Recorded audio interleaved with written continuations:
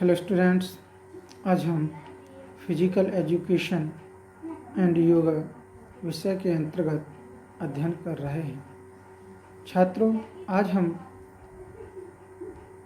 स्वास्थ्य पर प्रभाव डालने वाले कारकों के विषय में अध्ययन करेंगे।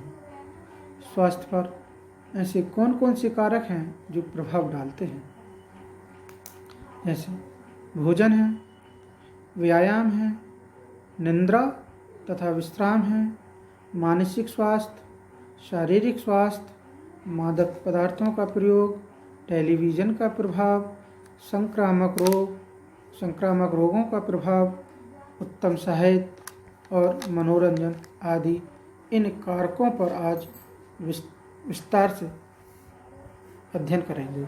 ठीक है छात्रों, तो छात्रों अब हम देखते हैं स्वास्थ्य निरोगता का परिचायक है या द्योतक है।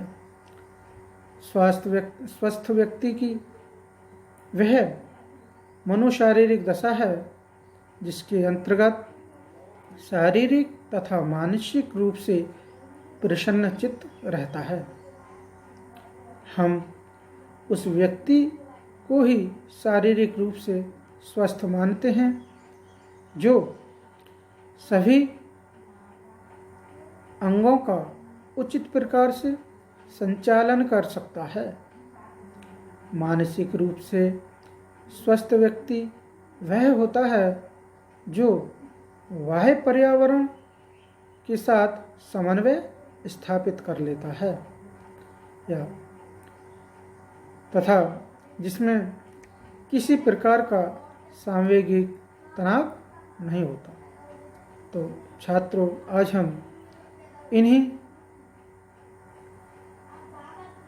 कारकों के विषय में चर्चा करते हैं। पहले हम लेते हैं हमारे भोजन। भोजन कैसे हमारे स्वास्थ्य को प्रभावित करता है। जैसा कि हम सभी जानते हैं, उत्तम स्वास्थ्य के लिए पौष्टिक व संतुलित भोजन का होना अत्यंत आवश्यक है। भोजन के द्वारा मनुष्य के शरीर को ऊष्मा तथा ऊर्जा की प्राप्ति होती है। भोजन के द्वारा मनुष्य को शरीर के लिए आवश्यक पोषक तत्व जल, प्रोटीन, कार्बोज, वसा, विटामिन तथा खनिज लवण प्राप्त होते हैं। संतुलित भोजन से रोग प्रतिरोधक क्षमता का विकास होता है। शरीर के विकास तथा वृद्धि के लिए संतुलित भोजन खाना अत्यंत आवश्यक है। असंतुलित भोजन करने से मनुष्य के शरीर में बहुत से रोग उत्पन्न हो जाते हैं। भोजन नियमित रूप से व ठीक प्रकार से चबाकर ही करना चाहिए। ठीक है छात्रों, अब हम अगला बिंदु लेते हैं व्यायाम यानी एक्सरसाइज। शरीर को स्वस्थ रखने के लिए व्यायाम करना भी बहुत आवश्यक है। नियमित रूप से व्यायाम करने से शरीर की मांसपेशियां मजबूत होती हैं तथा स्फूर्ति तथा गतिशीलता आती है। प्रतिदिन व्यायाम करने से आलस्य दूर हो जाता है, शरीर हष्ट पुष्ट बनता है।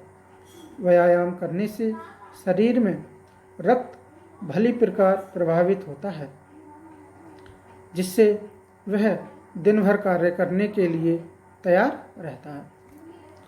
व्यायाम करने से शरीर का प्रत्येक अंग क्रियाशील होता है तथा शरीर का समुचित विकास होता है।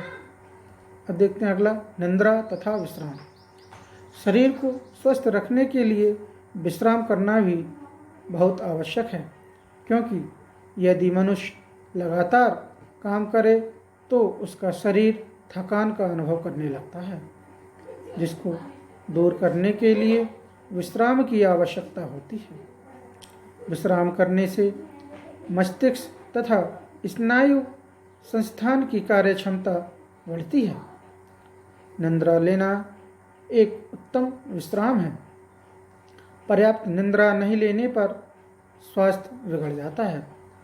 विभिन्न आयु के व्यक्तियों के लिए निद्रा का समय किस प्रकार होना चाहिए। जैसे 2 वर्ष तक के शिशुओं के लिए 12 से 14 घंटा तक विश्राम या नींद लेनी चाहिए। 2 वर्ष से 3 वर्ष के शिशुओं के लिए 14 घंटा, 4 से 8 वर्ष तक के शिशुओं के लिए 10 से 12 घंटे और 8 से 12 वर्ष के व्यक्तियों के लिए, बच्चों के लिए 8 से 9 घंटा विश्राम आवश्यकता है। और जैसे 12 से 14 वर्ष की आयु के बच्चों के लिए 9 घंटा और 14 से 16 वर्ष की आयु वाले बच्चों के लिए 8 घंटा और 17 से 20 वर्ष तक की आयु के लिए 7.5 घंटे और 21 से 50 वर्ष तक की आयु के व्यक्तियों को 7 घंटे से अधिक नींद नहीं लेनी चाहिए।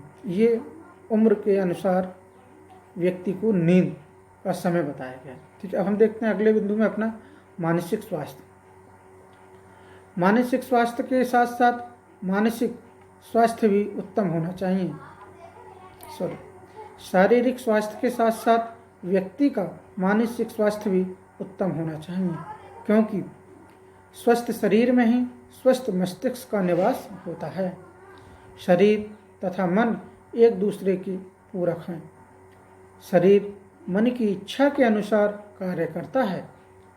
मन द्वारा उचित तथा अनुचित कार्य का आभास शरीर को कराता है। जो व्यक्ति मानसिक रूप से स्वस्थ है, वह व्यक्ति अपनी समस्याओं को सरलतापूर्वक दूर कर सकता है। ठीक है, हम देखते हैं शारीरिक स्वास्थ्य। स्वास्थ्य से तात्पर्य रोगों एवं पीड़ाओं से मुक्त रहना है। ये तभी संभव होगा जब हमारा शरीर पूर्ण रूप से स्वस्थ होगा तथा शरीर के सभी अंग, आँख, नाक, कान, नाखून, दांत, बाल आदि सभी साफ होंगे। शारीरिक रूप से स्वस्थ रहने के लिए अपनी स्वच्छता पर पूर्ण ध्यान देना चाहिए। ठीक है, देखते हैं मादक पदार्थों का प्रयोग।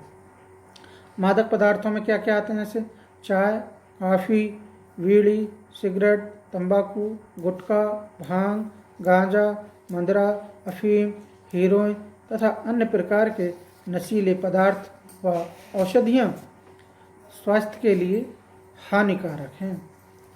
इनके सेवन के द्वारा हमारे शरीर में बहुत सी बीमारियां हो जाती हैं, इसलिए हमें इन पदार्थों का प्रयोग नहीं करना चाहिए। देखते हैं टेलीविज़न का प्रभाव। वर्तमान में टेलीविज़न मनोरंजन का सस्ता तथा सबसे लोकप्रिय साधन है। टेलीविज़न से निकलने वाली किरणें हमारी आँखों के लिए हानिकारक होती हैं तथा यह किरणें हमारे स्वास्थ्य पर भी प्रतिकूल प्रभाव डालती हैं, इसलिए हमें कम से कम टेलीविज़न देखना चाहिए। संक्रामक रोगों का प्रभाव। नेक्स्ट बिंदु क्या है हमारा, संक्रामक रोगों का प्रभाव। संक्रामक रोगी के शिकार व्यक्तियों से दूर रहना चाहिए। संक्रामक रोगों के कीटाणु अपना प्रभाव बहुत जल्दी दिखाते हैं तथा दूसरे व्यक्ति भी इसकी चपेट में आकर बीमार हो जाते हैं। ठीक है, अब अगला बिंदु हमारा उत्तम साहित्य। शिक्षाप्रद कहानियाँ, महापुरुषों की जीवनियाँ, विज्ञान संबंधी पुस्तकें आदि बालकों के चरित्र का निर्माण करती हैं। उनका मानसिक तथा नैतिक विकास करती हैं। उत्तम स्वास्थ्य अतः उत्तम साहित्य का भी शरीर के स्वास्थ्य पर प्रभाव पड़ता है। अब देखते हैं मनोरंजन। विद्यालयों में आयोजित होने वाली मनोरंजन प्रक्रियाएं भी बालकों के स्वास्थ्य को स्फूर्ति प्रदान करती हैं। इसलिए विद्यालयों में समय समय पर सांस्कृतिक कार्यक्रम, वाद विवाद प्रतियोगिता, भाषण प्रतियोगिता आदि का आयोजन करना चाहिए। ठीक है छात्रों।